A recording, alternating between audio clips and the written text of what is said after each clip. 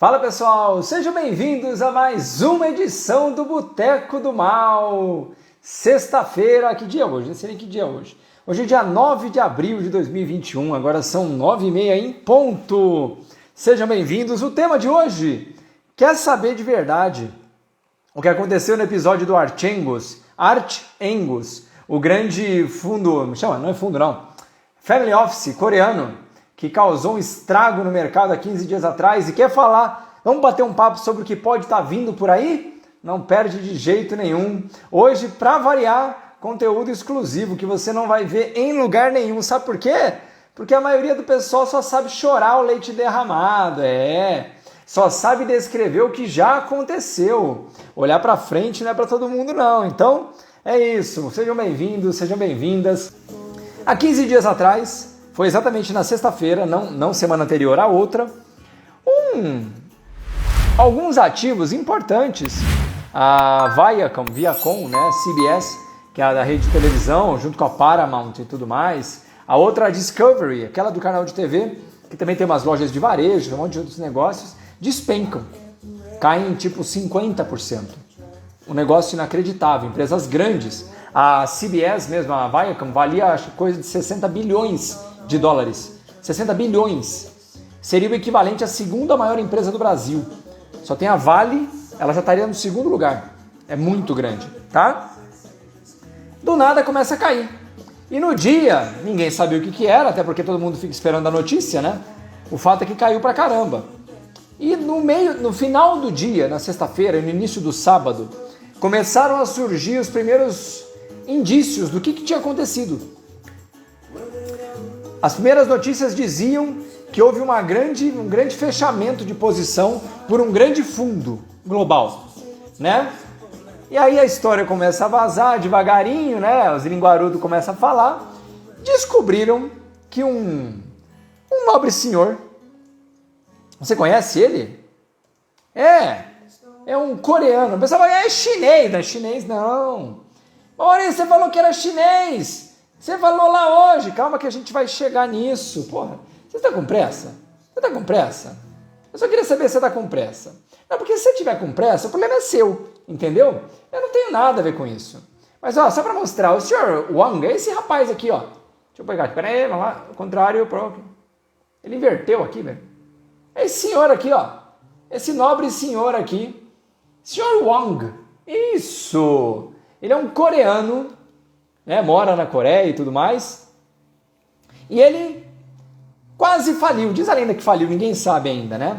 Ele tinha posições enormes nesses papéis, incluindo algumas empresas asiáticas também, Baidu, Tencent. Para quem não sabe, a Tencent é a maior empresa da China, né? Listada em bolsa, maior que o Alibaba, tá? É uma empresa gigantesca.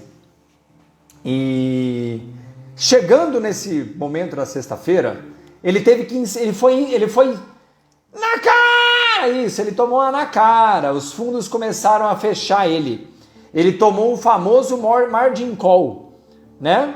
Ele tinha posições em ações e tomou o margin call.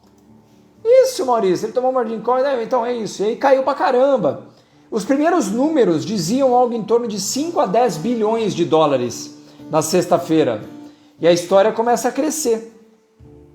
Os números mais próximos hoje estimam algo em torno de 30 bilhões, de 30 a 35 bilhões de dólares.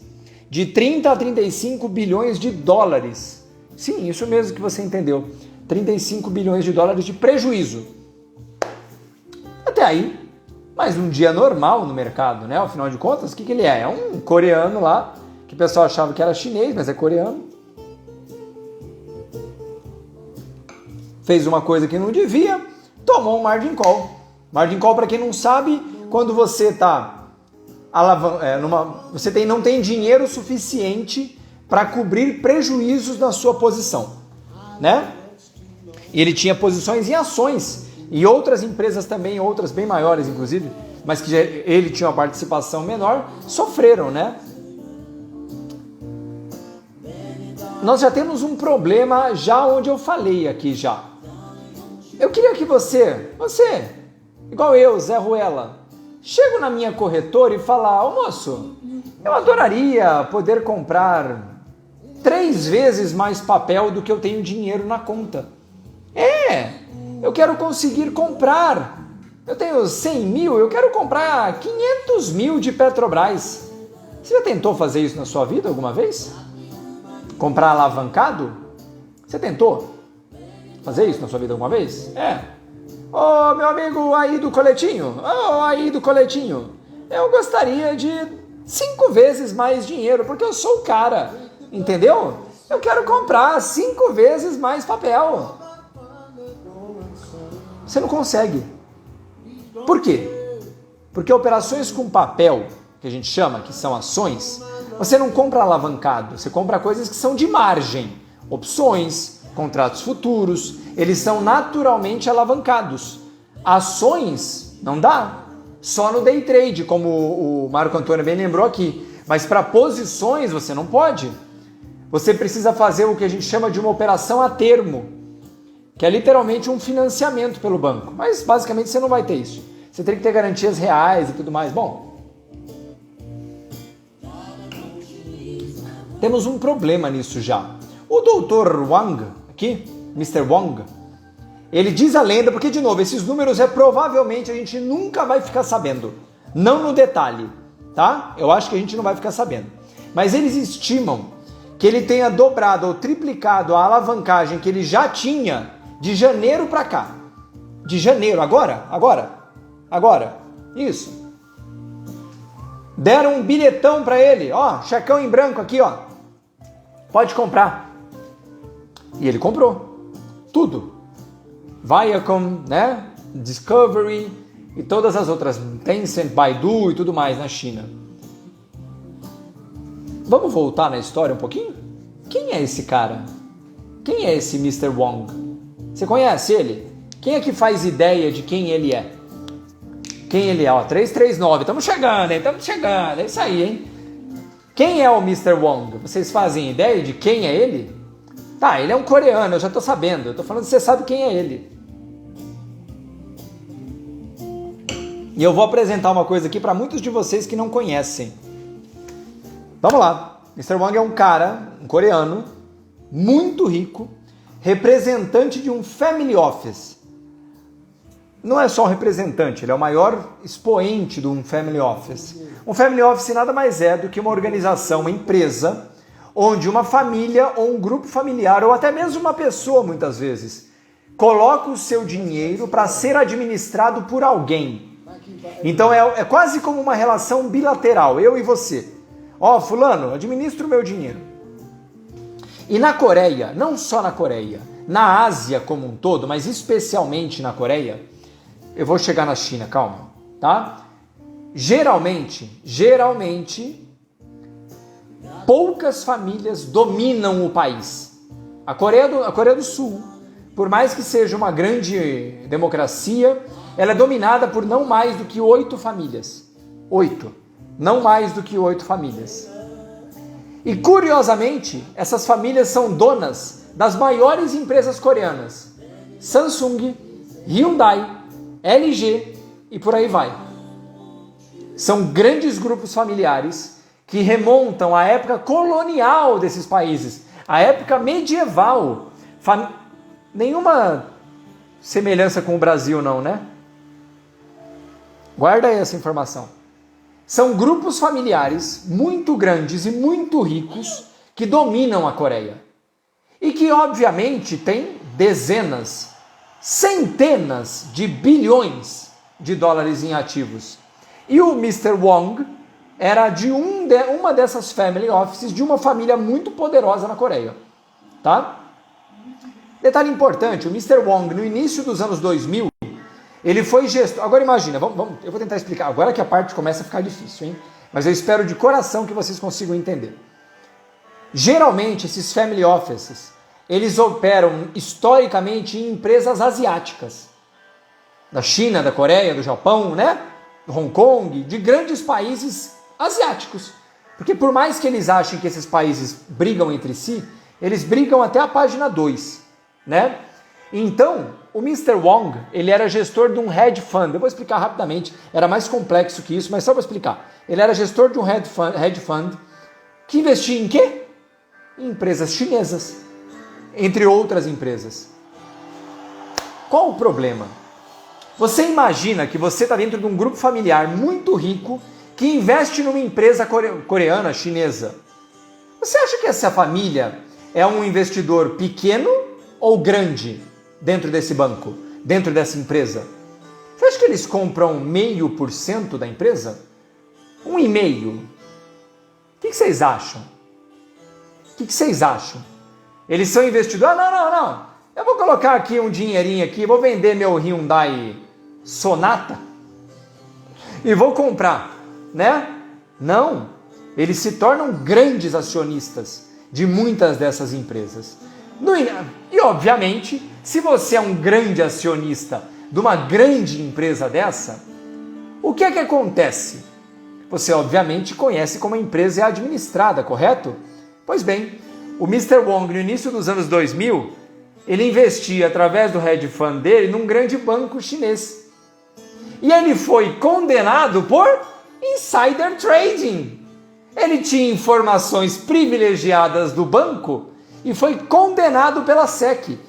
Pagou uma multa, acho que de 40 milhões de dólares, mais ou menos, 40 milhões.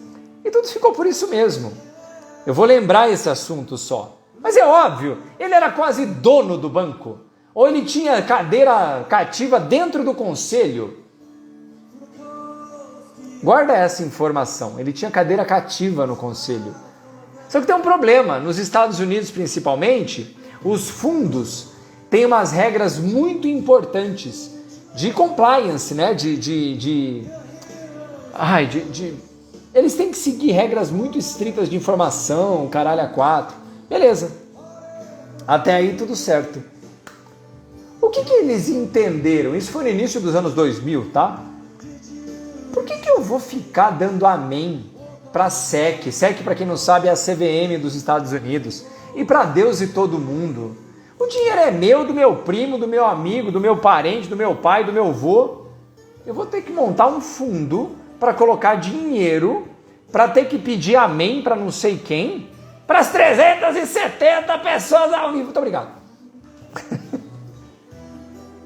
Eles começaram a pensar e falaram, não, eu não quero. Inventaram, não é que inventaram, essa forma jurídica já existia. Eles compreenderam que os family offices, que são organismos unilaterais, porque é uma família que está ali dentro, funcionaria melhor. Por quê? Porque pelas regras da SEC, family offices, a não ser tirando, como é que chama? Aquelas regras de lavagem de dinheiro, né? Alguma coisa de crimes internacionais, tirando isso, eles não têm que explicar nada para a SEC. Nada.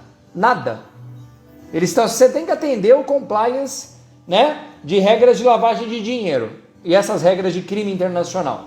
Como esse dinheiro não é criminoso, é a Samsung que está gerando, é a LG, a Hyundai e tantas outras empresas grandes coreanas, no caso dele, montaram um family office com os famílios, sabe os famílios? Eles montaram com os famílios e montaram um family office. Archegos Capital, uma coisa assim que chama. Archegos. Arcos, Egos. Exatamente o que você está imaginando. Mas é isso.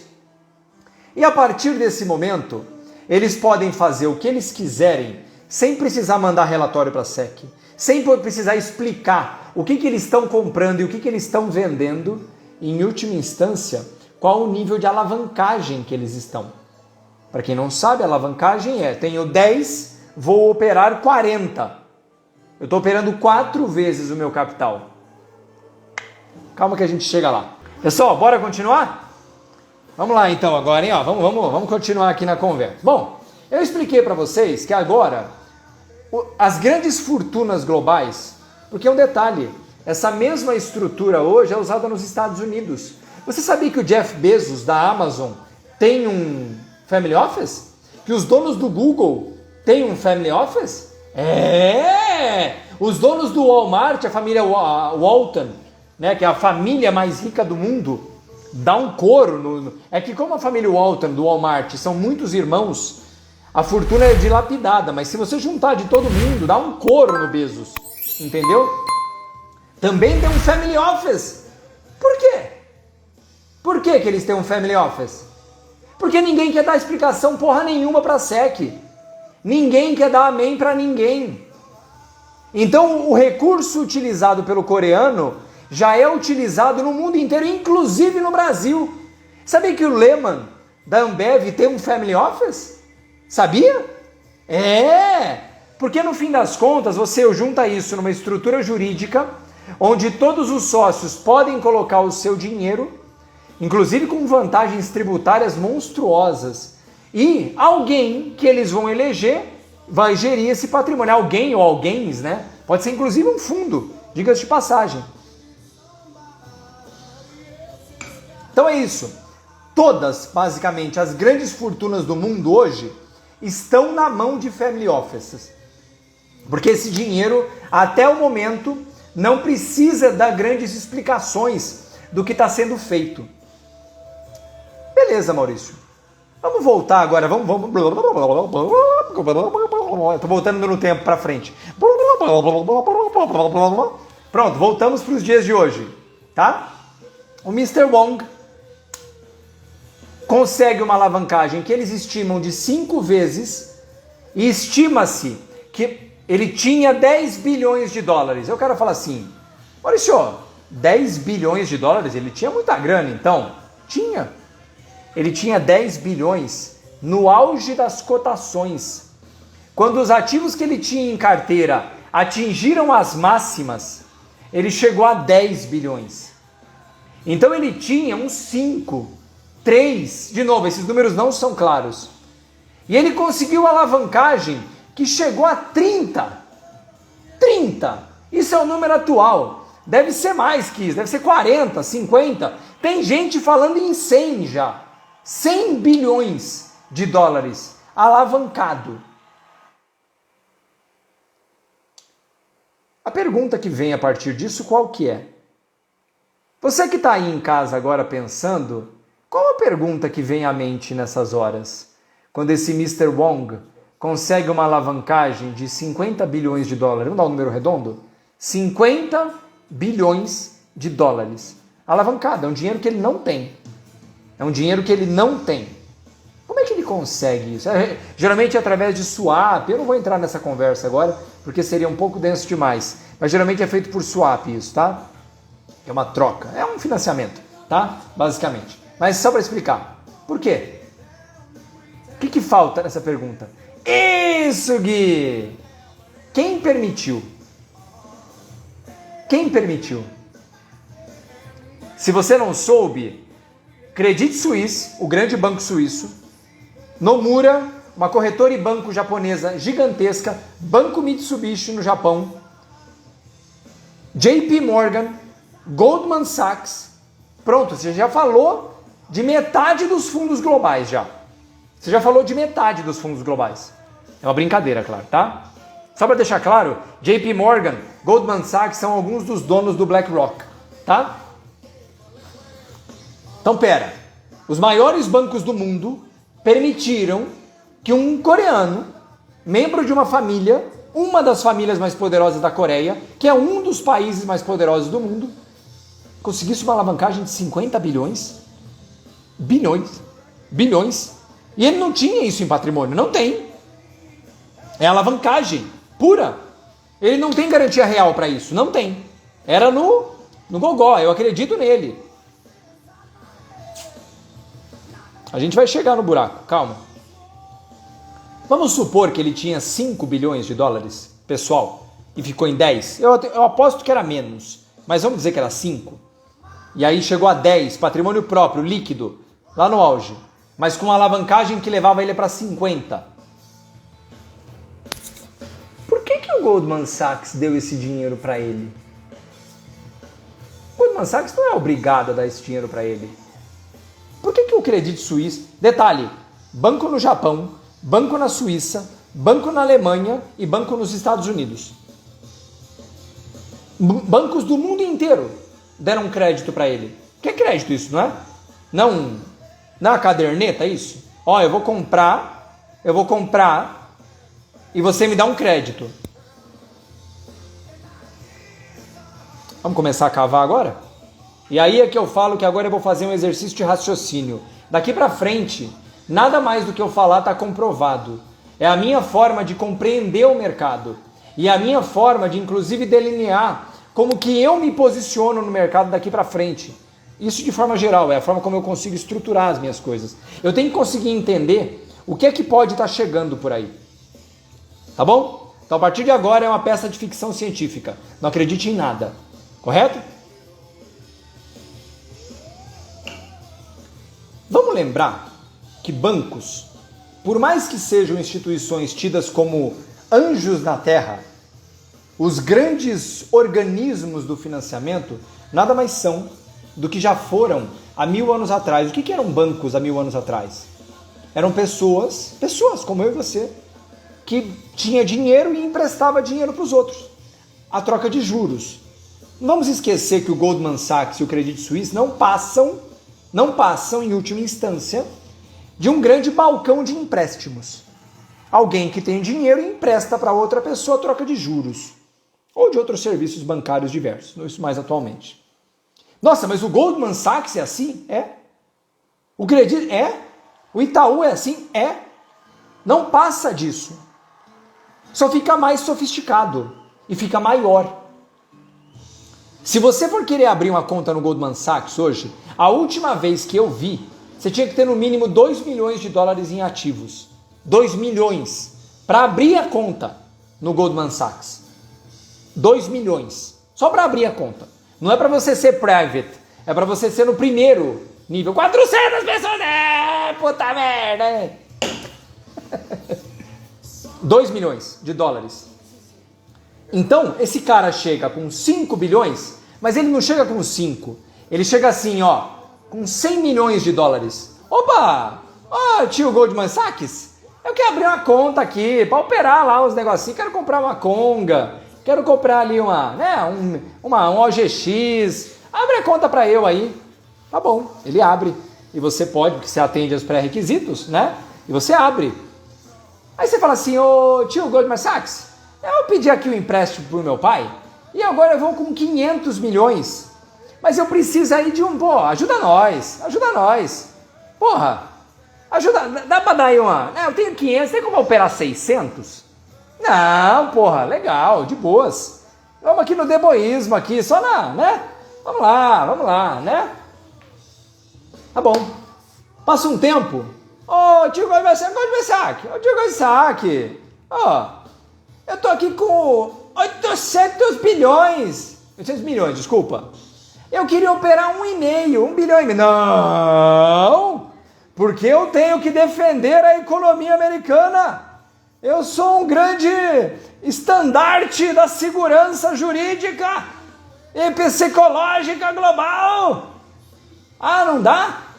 Não dá. Mas eu acabei de vir do outro lado da rua, lá do JP Morgan, e eles me deram. Falou que se eu colocasse 800, eles me davam 1.400. Não, vem cá, senta aqui. Senta aqui do lado do tio. Derruba o fone não, Maurício, caraca. Senta aqui do lado do tio, senta na banqueta. Vamos conversar. Você foi lá pra quê? Eu tô só brincando com você, porra. Tô só brincando. Olha a minha cara de zoeira. Eu não vou te dar 1.400, eu vou te dar 1.700. Você é um cara tão legal, olha esse seu cabelo. Vamos dar uma olhada no cabelo do Mr. Wong? Cara, vocês falam do meu cabelo? Olha o cabelo do Mr. Wong. Olha isso aqui, esse platinado. Olha esse platinado aqui, gente. Ah, me poupa, gente, pelo amor de Deus. Vocês não estão entendendo, isso aqui é um platinado, né? Isso, entendeu? Vou te dar 1.700, só que tem um detalhe, ele vai lá no JP Morgan e pega também, com outro 800, 1.400. Passa 15 dias, tio Goldman Sachs, Aquele 1.400, tá vendo que eu tô comprado e tá bombando? Cara, eu acertei a veia, acertei! Eu quero agora 2.800, porque essa veia não vai parar, e eu vou comprar. E ele faz isso durante meses e semanas, e anos. E ele vai fazendo em todos os bancos, porque ele... E tem um detalhe... Vamos passar para frente? Goldman Sachs, JP Morgan. Vamos lá? Tio Nomura, nós todos aqui somos asiáticos. Isso, tio Nomura, eu tenho várias ações do Goldman Sachs. Eu tenho 4 bilhões em ações do Goldman Sachs. Tá lá na minha carteira, ele mostra. Ele pega o aplicativo da XP e mostra. Olha aqui, eu tenho 4 bilhões. Será que você não me dá umas garantias e não de poder operar aqui também?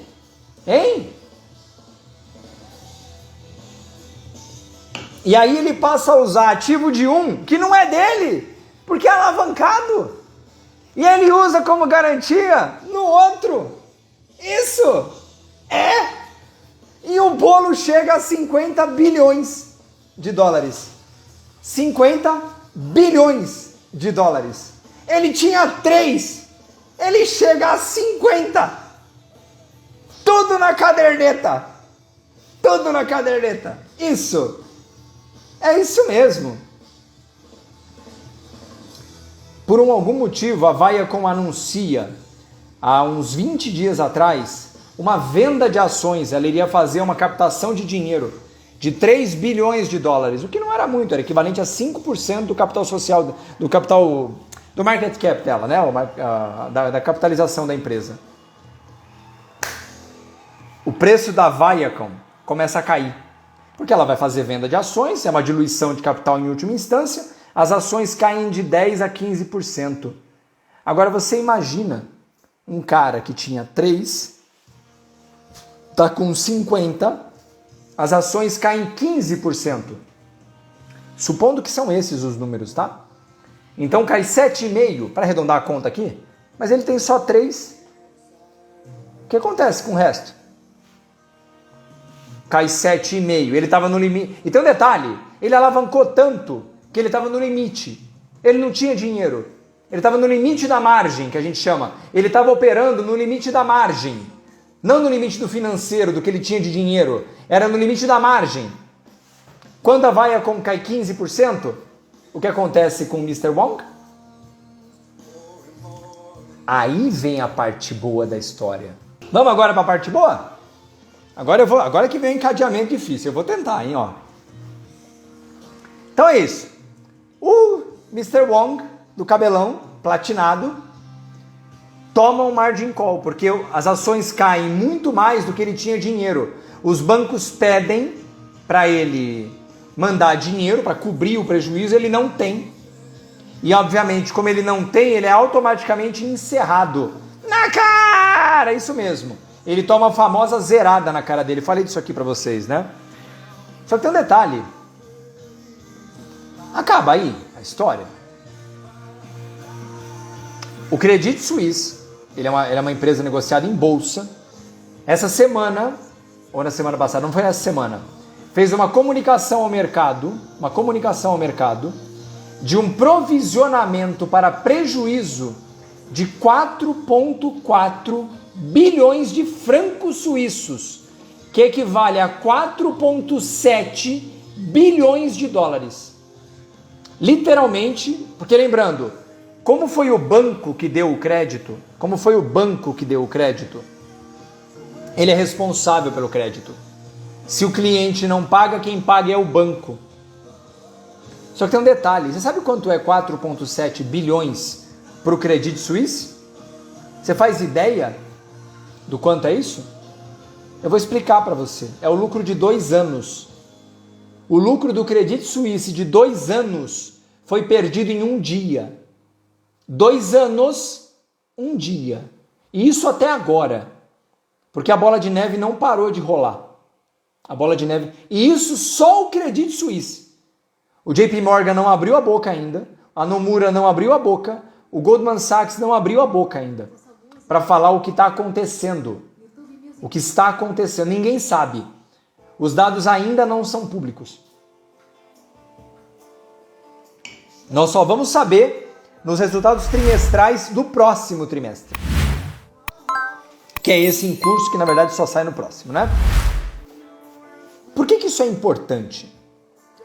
Eu quero só ignorar o exemplo do Mr. Wang, porque ele é um cara, um grupo poderoso na Coreia, muito rico, que já tinha experiência de mercado, já tinha tomado um processo e perdido por insider trading e foi liberado para operar de novo, pagando uma multa, deu um baita de um baile no mercado de novo, na casa das dezenas de bilhões de dólares que ninguém nunca vai saber qual é o tamanho do buraco, porque ninguém nunca vai saber mesmo, porque esse número nunca vai vir à tona, porque ninguém vai admitir isso. O que isso importa? Tá bom, o grupo coreano tá lá, as outras famílias também estão lá. Maurício, você falou de Estados Unidos e de Coreia. São só esses dois países que têm family offices? Não. Existem family offices do mundo inteiro. Todos os grandes, as famílias mais ricas, os grupos mais poderosos, têm formas jurídicas iguais ou semelhantes a family offices. Todos eles. Agora vem a parte mais maluca da cabeça do Maurício, hein? A gente tem visto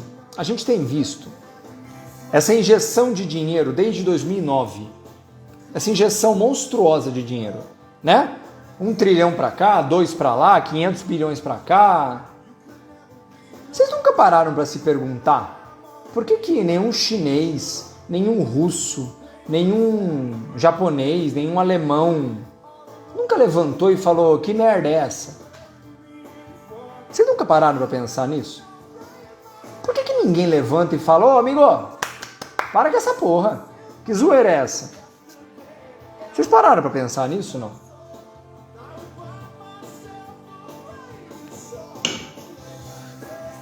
Como é que tá todo mundo olhando isso acontecer, né? Em países igualmente poderosos militarmente, geopoliticamente, né? Porque a China é igualmente poderosa aos Estados Unidos, desculpa.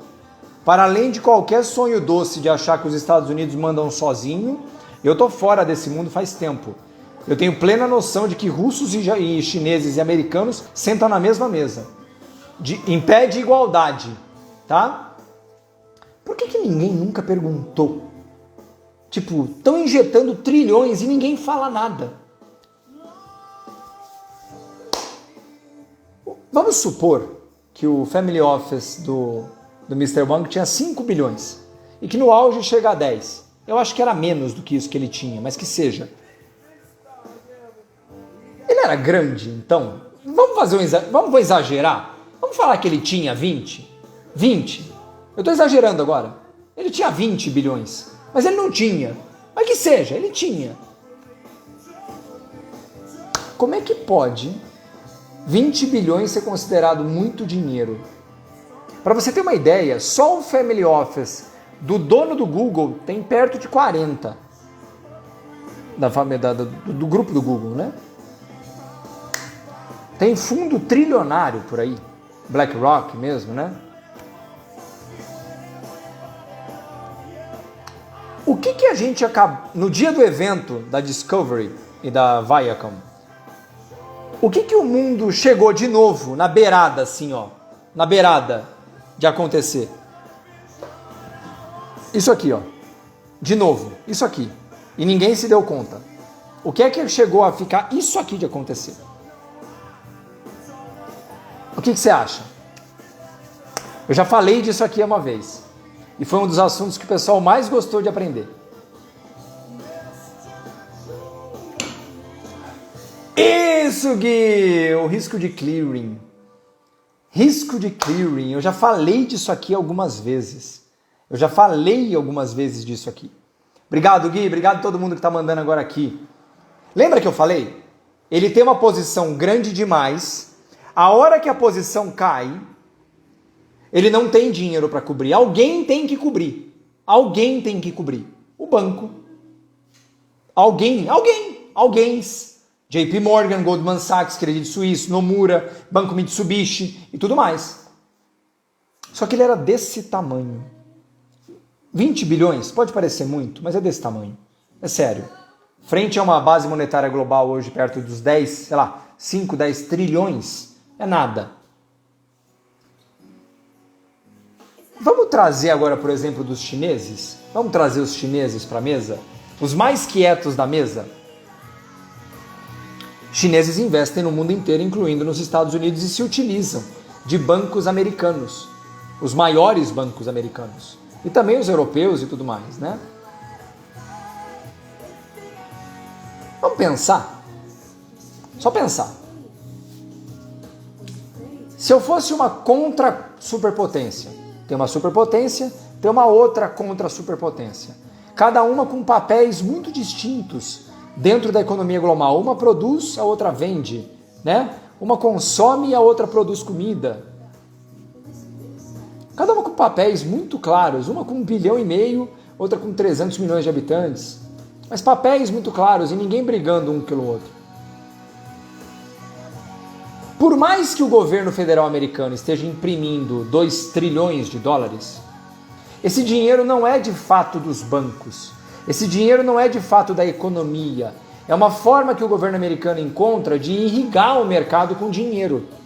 Mas é um dinheiro que, em última instância, não é do mercado. Um cara, sozinho, a brincadeira, claro, não é sozinho, mas ele foi capaz de comer o lucro de 2 anos de um dos 10 maiores bancos do mundo. Sei lá, sozinho. 2 anos, em um dia, ele foi capaz de fazer isso, ainda que o trabalho tenha durado muito mais. Vamos pensar então, se eu sou um país muito poderoso e estou vendo uma outra superpotência, metendo o pé pelas mãos, fazendo bobagem, falando um monte de lorota e tudo mais, imprimindo dinheiro, qual a forma mais simples de eu manter o jogo equânime? Ainda que a impressora esteja ligada, qual o jeito mais simples de eu manter a coisa equânime? Em condições de igualdade, pelo menos de igualdade de poder. Não igualdade financeira, porque no fim das contas quem quer dinheiro é pobre, rico quer acesso, né? Quem quer dinheiro é pobre, rico quer acesso. Guarda isso na sua cabeça. Quem que tem muito dinheiro, ele não quer, eles já têm dinheiro, eles querem acesso. Dinheiro quem quer é pobre. Ou quem não tem, eu no caso. Sabe o que eles fazem? Ah, você quer imprimir muito dinheiro? Não tem problema. Você tem aí um dinheiro meu? Um dinheiro meu? De um fundo chinês, da Tencent, do Alibaba, ou das famílias poderosas chinesas que eu não sei nem quem são. Porque lembrando, a China tem o Partido Comunista da China, né? Que é dominado por grupos familiares poderosíssimos chineses que transcendem os milênios. São os mesmos grupos que usam bancos americanos para operar e para conseguir fazer os seus negócios e para ganhar dinheiro também e para estabelecer relações de poderes importantes. Não tem problema. Você quer imprimir dinheiro? Não tem problema. Eu quero mais dinheiro. O meu dinheiro que está aí vai fazer ainda mais dinheiro. E mais dinheiro. Por quê? Se um cara que tinha 3 bilhões, 5 bilhões, 10 bilhões foi capaz de corroer o lucro de um banco enorme de 2 anos em um dia, você fica imaginando o estrago que um chinês com 200 bilhões alavancado em 10 vezes, em 5 vezes, é capaz de fazer? Você faz ideia? Se amanhã o cara falar assim, eu não pago. Não pago. Ih, caiu a ação, ou ele solta, olha, eu tenho operações aqui nesse banco, eu estou alavancado, e eu decidi que eu não vou pagar. Eu tenho 1 trilhão de alavancagem, e eu não vou pagar. Deixa cair, eu não vou pagar. O que você acha que acontece? O que é que você acha que acontece? Só acha. O cara fez isso com 5 ou 10 bilhões. Imagina se você tem 20, 30, 50 vezes mais isso. E tá alavancado igual. E você fala um dia assim, você acorda e fala assim, não pago. Não pago. Vem me pegar aqui na China. Vem me pegar aqui na Coreia. Vem me pegar aqui no Japão.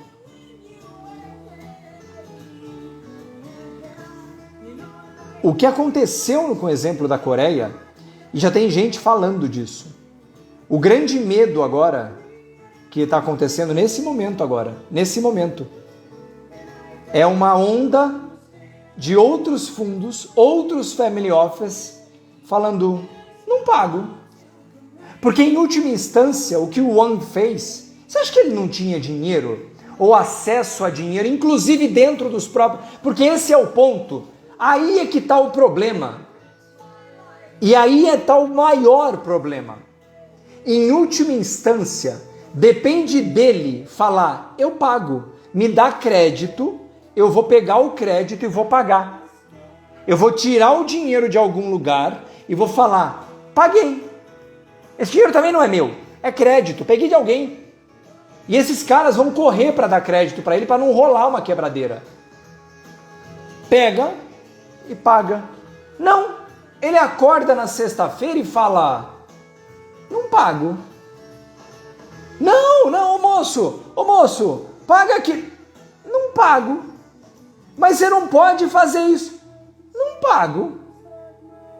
Mas você não quer, eu te dou. Não pago. Não pago. Esse sistema viciado atualmente, porque não é um sistema viciado, e ele é assim. E outra, hein? Detalhe importante, tá? Isso não começou hoje, tá? Isso começou há pelo menos uns 30 anos atrás. 30.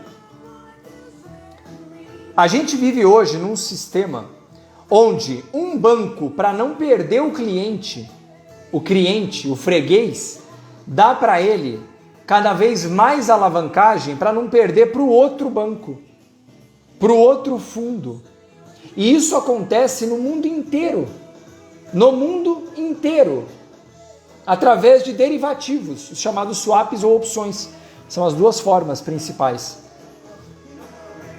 Então, o que o Mr. Wang fez há 15 dias atrás foi uma balinha, um tic-tac do que pode acontecer.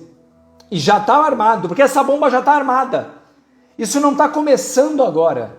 Isso não está começando agora. Esse dinheiro alavancado, eu estou falando dos chineses porque eles são os maiores interessados que essa situação fique frágil. Porque agora, eu não sei se vocês têm essa impressão, quantos de vocês em casa percebem essa impressão sucessiva de dinheiro pelos Estados Unidos mais como um ato de desespero do que por um ato de inteligência? Quantos de vocês têm essa percepção? Essa é a minha percepção. É que a munição está acabando e esses caras estão quietinhos, só olhando. Não tem problema, você quer imprimir mais? Pode imprimir, não tem problema não. Só que cada vez que você imprime mais, eu quero mais alavancagem, eu quero mais dinheiro para te colocar cada vez mais na ponta da prancha. Sabe o barco pirata? Na ponta da prancha? Porque se eu falar, não pago, acabou. Acabou. E essa brincadeira da crise do clearing, a crise de clearing, que quase aconteceu em 2008, por uma barbeiragem do Fed, hoje em dia não está mais na mão do Fed. Em 2008 estava muito mais na mão do Fed. Hoje, como boa parte dos títulos públicos americanos está na mão de estrangeiros, como boa parte das empresas americanas tem acionistas estrangeiros, como boa parte do dinheiro circulante na economia americana é da mão de não americanos, e principalmente falando, como grupos hegemônicos, como russos e chineses, têm acesso a alavancagens surreais em bancos americanos e europeus, o sistema hoje trabalha num balanço muito tênue de garantir que cada um cumpra com as suas obrigações. Os alavancados não deixem as posições estourarem e os gestores de crédito mantenham o rio fluindo de dinheiro para esse pessoal. Porque foi isso que aconteceu. Quantos family offices tiveram problemas? Você acha que o Wong foi o primeiro family office que teve problema? Quem é que lembra do GWI no Brasil, também de um coreano? Quem é que lembra? Um fundo coreano no Brasil em 2008, do nada, por causa de alavancagem, quebra, do dia para noite. Pá, quebrou. O coreano era super famoso. Quem é que lembra do GWI? Você lembra? Quem lembra do Safra? Isso, meu queridíssimo amigo Paulo Bittencourt, no Morning Call da O2, me lembrou disso. Um certo banco, lá em perto de 2008, teve problemas com os russos e por um acaso uma certa cobertura pega fogo em Mônaco. Pega fogo em Mônaco, mas foi problema elétrico. Entendeu? Nesse nível de jogo, o equilíbrio é muito tênue de poder. O poder de um lado só pode vir com uma concessão de poder do outro. Chineses não olham isso acontecer de forma silenciosa de graça. Russos não olham isso acontecer de forma silenciosa de graça. E americanos não têm a possibilidade de fazer isso acontecer de graça. Você sabia que o Citibank tem grande parte das suas ações na mão de árabes? Você sabia disso? Árabes da Arábia Saudita, tá? Você sabia disso? O Citibank, o Citicorp. Você sabia disso? Que esse equilíbrio muito delicado, quase como um relógio suíço, ele precisa de uma pecinha menos azeitada, uma pequenininha, para quebrar. Então, detalhe, ele é construído para isso. Porque somente com essa possibilidade muito tênue de insucesso, para você manter o respeito de todas as partes. Porque se alguma dessas partes tivesse a possibilidade de atuar de forma irresponsável frente às outras teriam menos poder. Por que os russos têm milhares de ogivas? Por que os chineses estão dominando o mar da China e ninguém faz nada? Por que eles invadiram a Síria para passar um oleoduto? Você sabia disso? Que a guerra da Síria aconteceu por causa de um oleoduto e de um gasoduto? Você sabia disso? Que era um trajeto mais barato? Eles invadem a Síria para conseguir passar petróleo de forma mais barata. Destruíram um país por causa disso. Você sabia disso? O que os coreanos fizeram, o que o coreano fez, é um exemplo mal sucedido do que o quanto um descontrole pequeno, porque foi pequeno, é capaz de quebrar um sistema multitrilionário assim. Porque lembra, qual o problema do que aconteceu com o Discovery? Você sabe qual é o problema? Ela cai 15%, derruba o Wang, que derruba mais 35%, mais 40% o papel.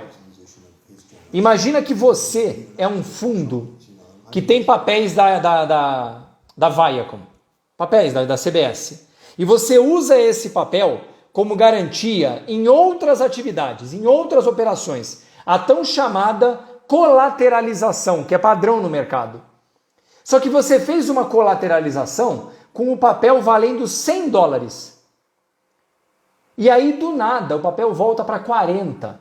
Então, aquele seu papel que era usado como garantia num outro organismo, numa outra operação, cai 60%. O que você vai ter que fazer? O banco vai falar, moço, esse papel aqui valia 100, agora vale 40. Preciso do meu dinheiro.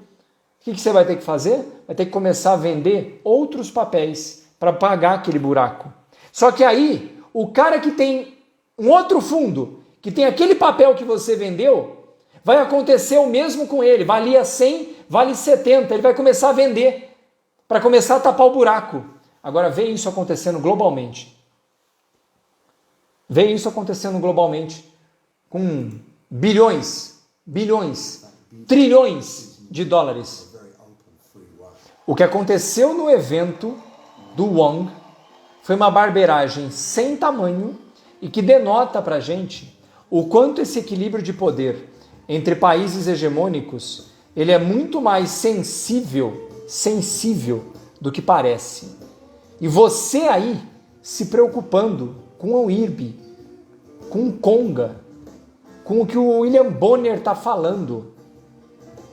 Você de novo passou a isso aqui, de um episódio monstruoso, a lá 2008, mas que por alguma sorte do destino foi contido rapidamente.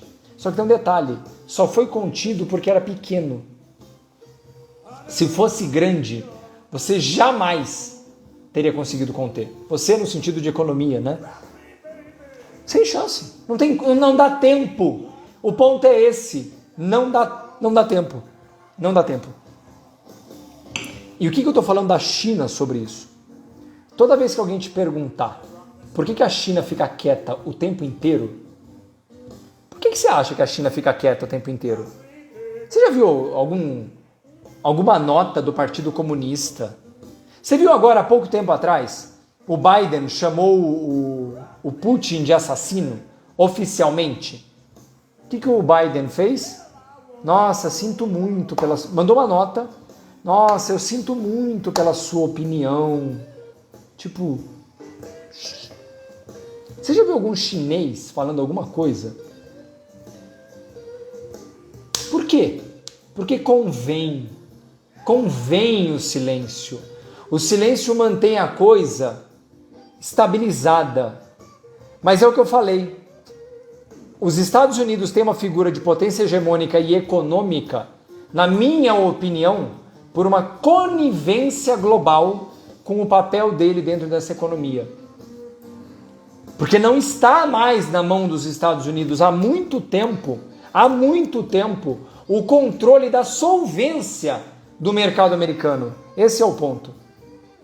O mercado americano só é solvente por uma conivência orquestrada de outros organismos. E o que aconteceu há 15 dias atrás com o Mr. Wong, num cara que ninguém nunca tinha ouvido falar, é um exemplo claro do quanto todas as instituições bancárias, todos os organismos multilaterais, todos os países hegemônicos estão de mão dadas.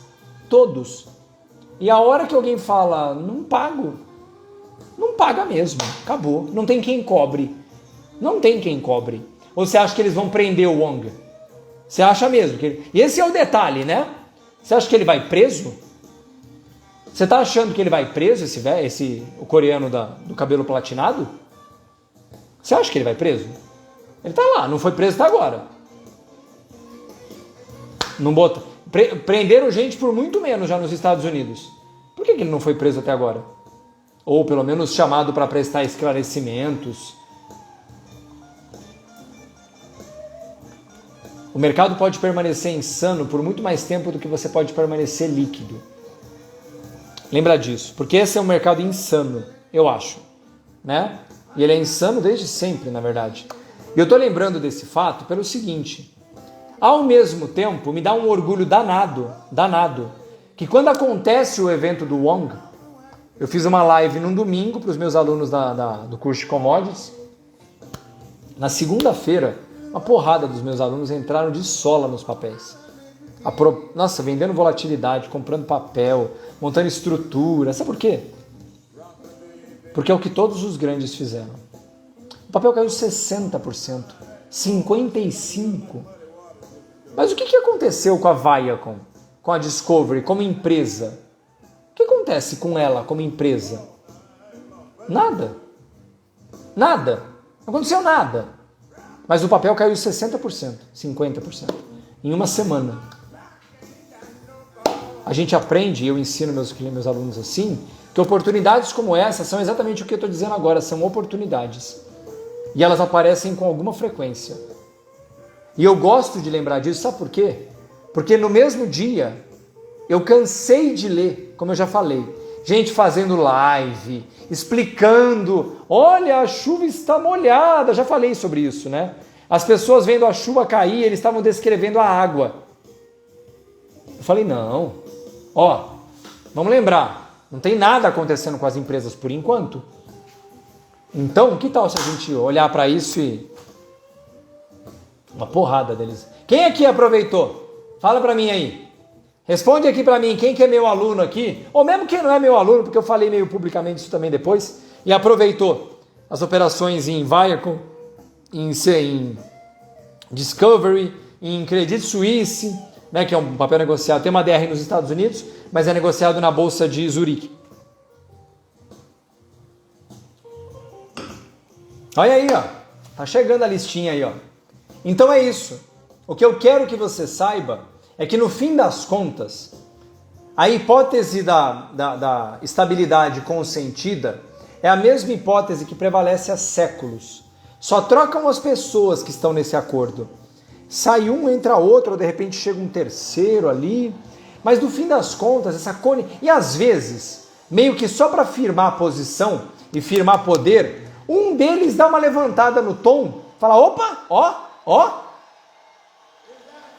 Você já pensou que isso pode ter acontecido agora como um exemplo desse tipo? Lembra que eu falei que os coreanos compram ações... A Baidu é chinesa, a Tencent é chinesa e o fundo coreano tinha ações chinesas. Então, pera, os coreanos não são inimigos dos chineses, então? Pelo menos quando o assunto é dinheiro, não. Será que não teve ali um... Vamos tomar aqui um chá, né? Comer um negocinho, e aí? Lembra sempre, o mercado só manda pistas, a gente nunca vai saber. Mas lembra, coisas assim vão ser sempre oportunidades que você vai ter que aprender a fazer, uma hora ou outra. Sabe por quê? Porque mercado continua tendo todo dia. E se amanhã não tiver mais, sabe quanta diferença vai fazer? Se amanhã nós acordarmos e a bolsa não abrir na segunda-feira, sabe o que vai acontecer? Nada, não vai fazer diferença nenhuma, porque já vai acabar tudo mesmo. Né? Compra uma R15, compra uma 12, vai para uma caverna e se vira. Mas enquanto o mercado continuar abrindo, é seu papel, sua obrigação, no meu ponto de vista, aprender a lidar com isso. Porque foi o que eu falei na segunda-feira depois. Você tem duas oportunidades. Você vai ficar descrevendo a chuva igual os outros, ou vai pegar a porra de um guarda-chuva e vai para a chuva. Não vai ter ninguém na rua, vai estar só você. É isso. Então lembra, eu pelo menos fico preocupado que os meus alunos consigam fazer isso. Encontrar boas oportunidades. Aonde? Em qualquer lugar. Porque é o que eu falo, as minhas habilidades que eu desenvolvi e eu ensino nos meus cursos, principalmente no curso de commodities, mas também na mentoria Investir Sem Fronteiras, é como você conseguir olhar para o mercado de uma forma sem fronteiras. Quando eu digo sem fronteiras, é porque não faz diferença se a merda está acontecendo nos Estados Unidos, ou na Inglaterra, ou no Japão, ou na Austrália, ou onde quer que seja. Ou se é commodity, ou se é ação, ou se é tech, ou se é petróleo, não importa. Oportunidade é oportunidade, não importa. Ah, mas Maurício, o primeiro trimestre foi uma merda nas commodities. Foi mesmo. Foi uma porcaria, vou fazer o quê? Porra, mas é o que eu sempre falo para os meus alunos, sempre é primavera em algum lugar. Se você está num lugar e está um inverno do cacete, vai procurar um outro lugar que está primavera. Ações tem mais de 5 mil. Só ações. Fundos imobiliários pelo mundo tem uns 500. Contratos futuros, centenas. Puta merda, e você tem que ficar, né, igual um cavalo? Não! Você tem que conseguir desenvolver a habilidade de expandir seu horizonte. Porque eu hoje só sou maluco de falar essas coisas porque eu consigo olhar para o mercado de uma forma melhor. Entendeu? Falei de Vale voou. Falei de VEG voou. Na O2, Verizon, pegamos um trade inicialmente em EWZ. Porra, tem uma porrada de papel andando. Nossa, mas o mercado vai acabar amanhã. Esse é o detalhe. Eu estou mostrando para você que o sistema ele é intencionalmente, tenuemente estável sabe um fio de cabelo segurando ele? Exatamente para garantir o respeito de todos os organismos onipotentes. Todos aqueles que são muito poderosos, eles criam uma estrutura naturalmente frágil de estabilidade. Por quê? Para garantir que todos os envolvidos respeitam essa estabilidade. Porque se fosse um sistema robusto, você ia ver merda e cagada para todo lado. Não, o sistema ele é naturalmente, essa é a minha opinião, naturalmente frágil para garantir o respeito por esse limiar muito frágil. Então a retórica sempre vai ser forte, a retórica sempre vai estar presente. Em última instância, ninguém vai cruzar a linha. Sabe aquela linha que não dá para voltar mais? Ninguém vai fazer isso. Sabe por quê? Porque não interessa para ninguém. Ninguém. Então é isso. É o que eu falo para os meus alunos. Ou você aprende a olhar para o mercado de uma forma holística, de uma forma sem fronteiras. Ah, mas a empresa chinesa está ferrando com a empresa americana. Jura que você acredita nisso? Jura por Deus que você acredita nisso? Ah, mas os russos, que puta merda. Já tô cansado, já fiquei cansado agora, já fiquei desanimado já nisso aqui. Porque ninguém tá nem aí pra isso. Ah, os árabes, que árabe, bicho. Ah, o japonês, que japonês, velho. Que japonês, velho. Tá tudo junto, todos eles vão jantar depois à noite. Um toma vodka, outro toma saquê, outro toma uísque e tá tudo certo, cara. E você aí perdendo seu tempo. Então lembra, quer aprender mesmo como fazer isso? É o que eu faço no meu curso de commodities, principalmente. 2 de maio, tá bom? Vai lá na minha bio, clica no link lá, fazer meu jabá agora aqui. 5ª turma do curso de commodities, mais de 100 horas de conteúdo. Vamos ficar quase 4 meses juntos, mais a turma depois, dá quase 6 meses para a gente poder conversar sobre isso, tá bom? Então é isso, pessoal. Vocês gostaram da zoeira? Vocês gostaram? Vocês gostaram? O que vocês acharam? Vocês gostaram? Foi legal? Foi legal? Espero que vocês tenham gostado, hein? Ó. Ah, agora até tomei, agora tá mais gostosa aqui. Chegamos a 446, a hora que eu vi. Ó, muito obrigado a cada um de vocês. Às 15 para as 11 da noite, temos mais de 400 pessoas na live, cara. Puta merda, muito obrigado mesmo, viu? Espero que tenha sido boa, no sentido de você aprender, ou no mínimo, é o que eu falo, né? Meu papel aqui não é dar palestra para ninguém, eu odeio dar palestra. Eu gosto muito de conversar sobre as coisas. E eu acho que a melhor forma que eu consigo conversar com as pessoas não é mostrando para elas uma fórmula mágica, nada disso, cara. Porra, não, ó, eu tô pensando numa coisa, eu olhei isso acontecendo e eu criei um cenário, como meus alunos bem sabem, né? Primeiro você cria o cenário e depois você opera a favor do cenário. Pode ser que dê certo, pode ser que dê errado, mas é isso, cria um cenário primeiro, estabelece os limites dele e depois vai operar a favor dele, né? O meu papel aqui é esse. Quando eu vi isso tudo acontecendo, para mim já, toda hora que uma coisa desse tipo acontece, um evento grande desse jeito, e que parece meio sem querer, sabe, meio sem querer, tipo, cara, ninguém viu isso acontecendo, tipo, do nada acontece, ninguém viu. Na hora, na minha cabeça, acende uma luz amarela, desse tamanho assim, ó. Tipo, cara, ó, tem gato aí. E aí, eu não consigo mais passar os meus dias sem começar a ver a história de puxar um fio, o fio da meada, sair puxando um fio. Eu formei um pullover, né, com tanta... um pullover, né?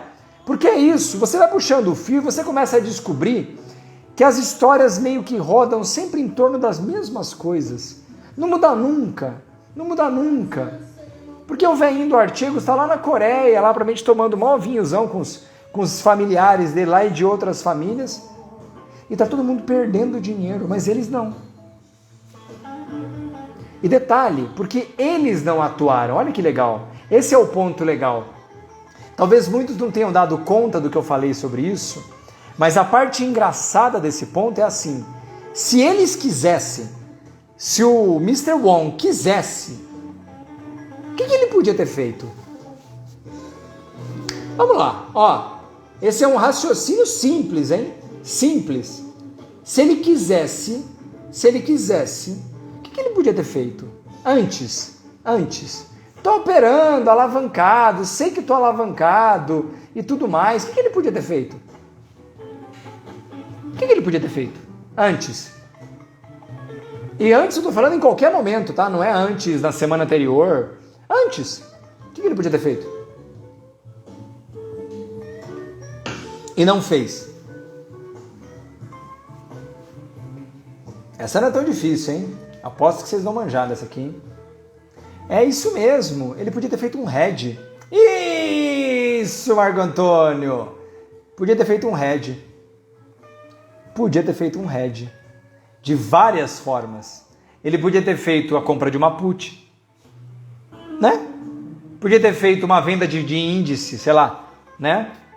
Podia ter feito uma série de estratégias simples, baratas, só para se proteger contra a queda. Fez? Você acha que ele fez? O que você acha? Você acha que ele fez isso? Você acha que um cara que tomou 30 bilhões de prejuízo fez hedge?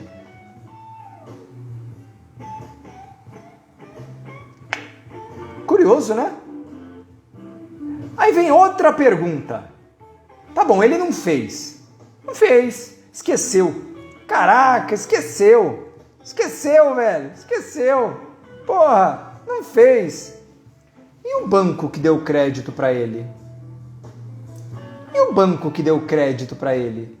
Não fez também? Da posição do banco? O Credit Suisse perdeu 4,4 bilhões e não fez um hedge? Não fez. Nada. Não fez lá a estratégia mais simples do mundo, que é igual o meu amigo Luiz Fernando Rocha ensina, que é a compra da put. Como é que pode? Ele não faz, o banco não cobra, a SEC não cobra, nenhum dos bancos... Pera. Não é possível. É possível. Ele não fez. Acabou. Até segunda ordem acreditavam que ele tinha dinheiro para cobrir o buraco, caso viesse. O Credit Suisse já separou 4,4 bilhões de dólares. Separado já, de prejuízo, já foi. Dinheiro perdido, já era. Pensa nisso. O mecanismo global de finanças, com um cliente que nem era tão grande assim, já falei para vocês que não era tão grande assim, tinha posições alavancadas enormes e ninguém olhou para isso e falou, tipo, pessoal, vocês confiaram no cara ter dinheiro para cobrir as posições? Jura? Como é que pode? E ele é desse tamanho. E os gigantes? E os caras 30 vezes maior que ele? E os caras 100 vezes maior que ele? Como é que tá essas posições por aí? Tá tudo protegida, né? Tudo com hedge, tudo bonitinha, tá, né? Certeza, porque o dele certamente ele era um caso à parte. Certamente. Todo o restante está coberto.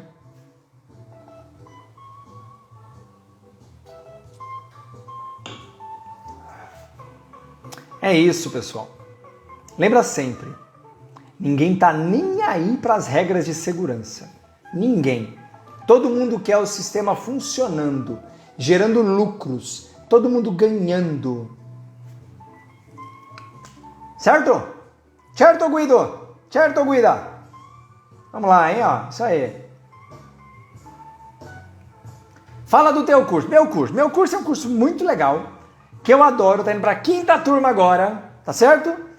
Vai começar dia 2 de maio, a gente vai até pelo menos meio de agosto, depois vem o grupo é transferido para um grupo de ex-alunos que vai mais uns 2 meses à frente, setembro, outubro, né? Tem ferramenta, né? Ensina a operar com opções, só a minha parte de estratégia, operar commodities, ações, contratos futuros, né? Operar essas maluquices que ninguém vê, meus alunos veem. Graças a Deus, operar Exxon, Operar todo mundo, que ninguém vê, meus alunos veem. Então, bora lá. Você que está interessado, não perde, agora é uma brincadeira, claro, né?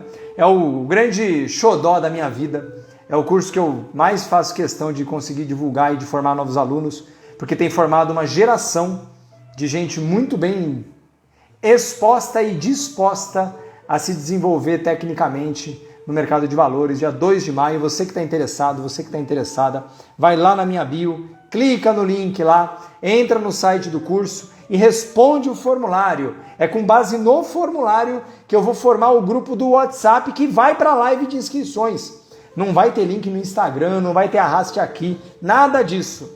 É esse grupo que é feito com o formulário, com os dados do formulário, que vai para lá. Então você que está interessado ou conhece alguém, vai lá na minha bio, clica no link e a gente se vê dia 2 de maio, tá bom?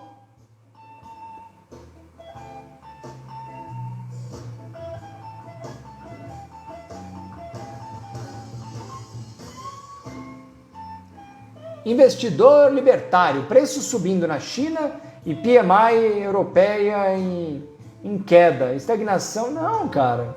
A Europa é um continente condenado à japanização, né? É uma população envelhecendo, é uma população diminuindo, uma estrutura geográfica que não tem para onde crescer, com poucos recursos naturais, vai sempre depender por exemplo, o gás praticamente que vai para a Europa vem da Rússia. Então a Europa depende da Rússia para aquecer as casas no inverno, senão eles passariam frio, porque não tem gás natural para o sistema de calefação, só para dar um exemplo. Então a Europa não dá para levar muito como referência, na minha opinião, tá? A Europa é uma região globalmente atrasada e, na minha opinião, fadada a implodir, no sentido de reduzir demais crescimento, desenvolvimento. Minha opinião, tá?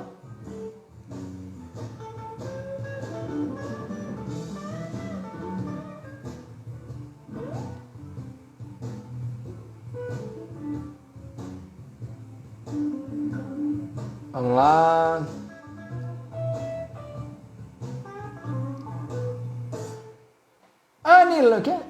Danilo Lopes Oficial. Quanto tempo leva para preparar o cabelo? 15 segundos. Pente para lá, pente para cá, já foi. Rapaz, antigamente não, cara, eu ia lá, pegava um fio por um fio. Eu tenho uma risca aqui enorme, que ela é natural, e ela fica aqui desse jeito, né? Então é isso, cara, 15 segundos, é o tempo que eu levo para arrumar o cabelo.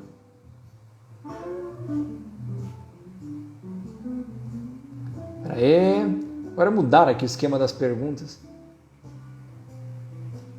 Depois que as coisas voltarem a subir, a Daniele. Esse boteco tem que continuar. Vamos lá, né? Tô na torcida aqui, hein? Ó, vamos lá. Ainda que eu vou falar pra você, viu, Daniele? Botecaiada aberta, Maurício, essa hora aqui em casa. Vamos fazer um esforço, ó. Mas porra, sacanagem, né? Tem que ficar em casa.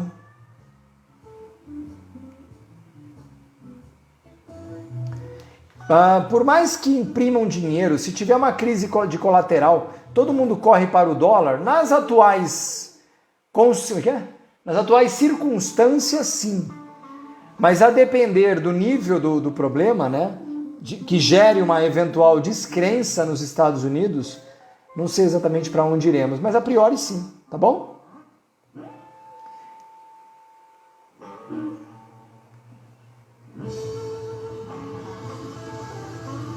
Mas deixa eu falar uma coisa importante, tá? Eu tô só deixando claro que para mim a parte mais importante da conversa é o equilíbrio tênue. Esse equilíbrio tênue exige respeito e dedicação de todos os envolvidos em tempo integral. Isso garante que um não solta a mão do outro nunca, lá em cima, para garantir que essa brincadeira não solta. Porque se ela soltar, não sobra ninguém. Então, o equilíbrio tênue é a grande força desse sistema, porque exige que todos estejam sóbrios, conscientes e coesos, com bom senso no lugar. Porque se não estivéssemos dessa forma, já teria caído. Então eu acho que é exatamente o fato de ser um equilíbrio tênue e frágil é que torna esse equilíbrio tão forte. Pode parecer um contrassenso, mas para mim é exatamente esse o ponto. A fragilidade cria resistência, cria estabilidade. A fragilidade cria isso, porque todo mundo sabe que se cair, não sobra um. E como não sobra um, ninguém quer que não sobra um, né? De novo, hein? Essa é só a minha opinião, hein? Pessoal, então é isso. Já estamos com 1h30 aqui de Boteco do Mal. Hoje fomos bem mais aqui. Espero de coração que vocês tenham gostado.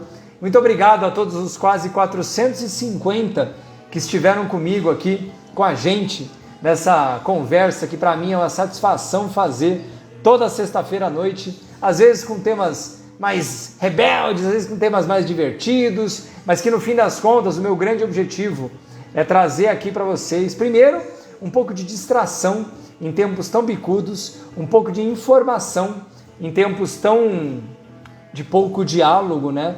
Eu quero só trazer para as pessoas o que eu falo, eu não quero que ninguém concorda comigo, eu quero que você ouça o que eu falei, pensa nisso e tire suas conclusões, nem que a sua conclusão seja: Maurício só falou bobagem, porque isso trouxe para você no mínimo a capacidade de arguir, né, consigo próprio, de pensar e falar: porra, que legal, achei uma coisa mais legal, mas é isso, tá bom? E lembra, você que está interessado, quer ajudar nós? Primeiro, compartilha com seus amigos, tira um print, arroba Maurício Bellinello, manda lá, me marca, se seu perfil for fechado, manda um print para mim, que eu compartilho na minha timeline. E lembra sempre, dia 2 de maio, quinta turma do curso de Commodities, vai lá na bio, clica no link, responde o formulário e a gente se fala lá, tá bom? Pessoal, aproveitem muito o seu final de semana, tá bom? Tenham todos um ótimo descanso, fiquem bem aqui e com os seus, tá bom? Ótima noite, pessoal!